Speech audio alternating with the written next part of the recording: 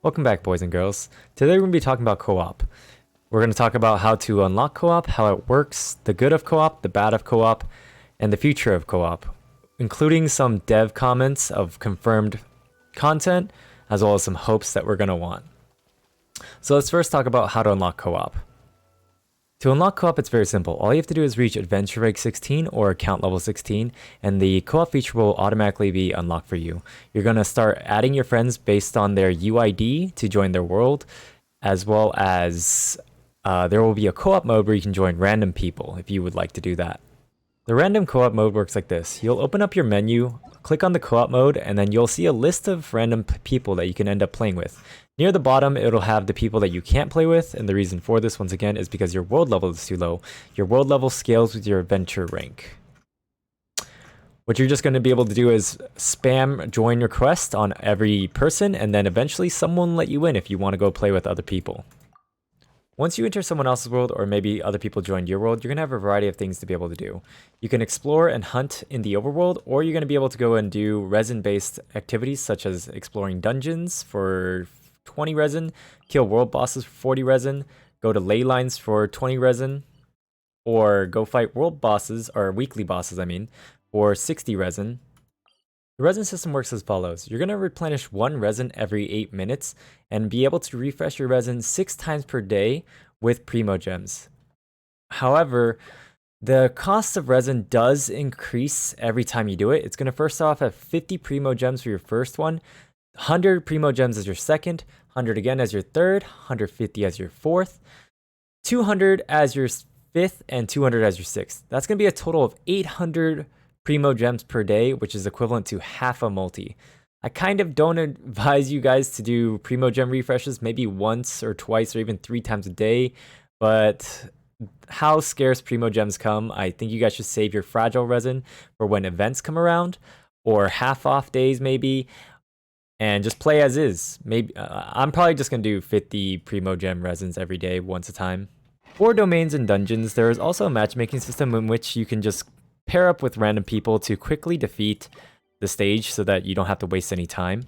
As you can see here, this matchmaking system put me in a group of 4 people, and we are ready to go into the domain really quickly. One of the benefits to co-op is that you guys are going to be able to enter each other's worlds and share mining resources together. What I mean by that is that when you guys destroy something such as a mining node, barrel, or crate, that ends up dropping loot for both players or all players in the world at the same time. They do have to be in the vicinity though to be able to get it. You can also kill monsters or animals to be able to get those food items or loot drops as well. There are some monsters in this book on the top right listed under bosses tab, which I just call elite monsters. These guys are going to be farmable. They respawn and there's multiple around the map, and they cost absolutely no resin to kill. They do have material you're going to need to ascend your characters, aka raise their weapon level or their character level, and they also do drop artifacts. The higher level your world level will be, the higher level these guys are, which makes it so that they have a higher chance to drop better loot. When you guys encounter some of these monsters, such as this guy over here and these guys over here, you're definitely going to want to mark them on your map as, let's say, a elite stone guy. And then over here, I'll mark this guy as an elite ruin guard. The reason why you're going to want to do this is so that when you go and co-op with your friends, you're going to know where a lot of them are, a big chunk of them, and you guys can go roam together and kill them off, and each person will get their own loot. One of the benefits to co-op is that you can help the host gather chests and oculi. However, the sad part is that only the host is able to open chests as well as collect loot from the chests. As you can see here, it says cannot open chests in other players' worlds. And even if he does open the chest, I won't be getting anything out of it. So it's more of a thing to help your friends, or maybe your friends are trying to help you explore and clear your world a lot faster so that they can catch up. As you guys now know, mining nodes are shareable. However, in co-op, if someone comes into your world or you go into someone else's world and the mining node is broken without other people in the vicinity, the loot will actually not be shared or dropped for the other player. In this clip, I have light colors destroy nodes while I am away at the other side of the map, and as you can kind of maybe see here, there's no loot on the floor for me. He did destroy them, he did get loot himself, but there was nothing for me at all. So you do have to be very careful who you let into the world, as some people may come into your world and go wild, destroy your stuff, thinking that you're going to get the loot, but you're not going to get it. Another downside to co-op is that when it comes to loot that you can just pick up straight off the floor, such as the vegetables, fruits, the pine cones, the mushrooms, etc., only one person in the world is going to be able to get them. So it's going to be first come, first serve. And some of these items actually have long cooldowns, up to like 3 days, such as some of the mushrooms that grow on buildings in Mondstadt and other places. As you can see here, light colors grab these berries off this vine and they just disappeared right before my eyes, and I can't even grab them myself. Now on to one of the biggest downsides to co-op in my perspective. In co-op, neither player, host, or guest is going to be able to do quests. As you can see here, in my escape menu, I have the quest option. But when we go join another person's world, we're not going to have that option available. And as you can see here, the quest option has disappeared from my menu. And that just sucks in my opinion, because I'm okay with not being able to progress together, but at the same time, I would like it if I could help my friend catch up faster, in case I play a lot more than they do. Obviously, you can still help them explore and gather their chests, which is a great thing, but it would just be nice to be able to do quests together and just play more of the game together. One thing I did fail to mention is that in co-op mode, you guys can do daily quests, which are marked by the purple indicator, as well as spontaneous world quests, which is marked by a blue indicator, together.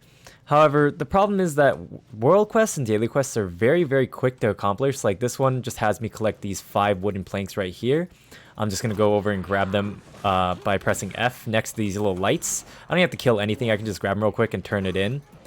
And world quests just don't drop anything at all.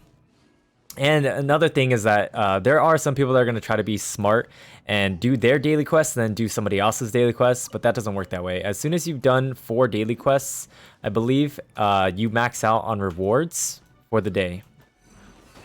One of the downsides to co-op is that it's not really needed in the early stages of the game. What I mean by that is that you can pretty much beat a lot of these fights solo without any issue. Later on, when your world level scales, the monsters will do more damage and have possibly more health, and so at that point maybe you're going to want to invest into going into co-op, but until then it may take you quite a while. You're probably just going to want to do these solo and just kill them off really quickly, like as so. This goes the same with ley lines and domains. After defeating one of these bosses or doing a ley line, one of these blossoms will spawn, in which you can open the blossom using resin. Until you open the blossom, it doesn't use your resin, so if you want to help your friends kill ley lines or world bosses, that's fine. You can also even help them with dungeons, but in the case of dungeons, you're going to need to leave the dungeon before you guys finish it, otherwise it will automatically consume your resin. A pseudo downside is that in co-op, there are going to be a lot of NPCs that you actually cannot talk to. Like these 2 NPCs are in shops you can't do anything with, but the cook, for some reason, you can go and buy food from her. The souvenir shop, you can also talk to that as well. You can't talk to certain things like the adventure shop person or the blacksmith. I'm not too sure if this is a bug or intentional. It could be a feature to help prevent cheating or duping or something like that. I'm not exactly too sure.